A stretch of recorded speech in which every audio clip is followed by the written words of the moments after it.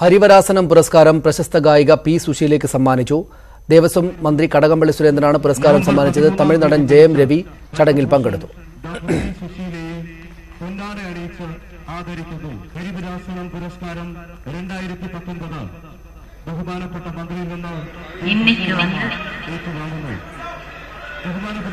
இன்னைக்கு மகர சங்கராந்தி. இங்கே வந்து எல்லாருக்கும் ஐயப்ப சுவாமி சகல ஆயுள் ஆரோக்கிய சௌபாக்கியம் கொடுக்கணும் என்ன கேட்டுக்கிறேன். ஐயப்பா மதுரமாய் மதுரமாய்னு என்ன பாட சொல்றாங்க.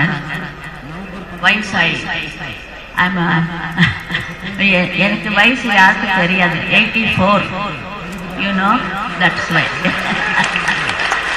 ஐயப்பா எனக்கு இந்த சக்தி கொடுத்து எல்லா அவார்டோட இது நம்பர் 1 அவார்டு, கடவுளோட அவார்டு. ஐயப்பா சாமியே சரணம்.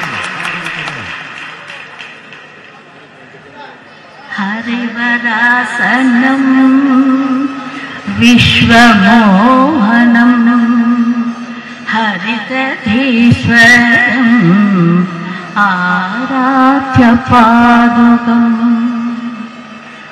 அறிவமர்த்தனம் சுவாமி நித்யநர்த்தனம் ஹரிஹராத்மஜம் தேவமாஸ்ரயே சரணமய்யப்பா சுவாமி சரணமய்யப்பா சரணமய்யப்பா சுவாமி சரணமய்யப்பா.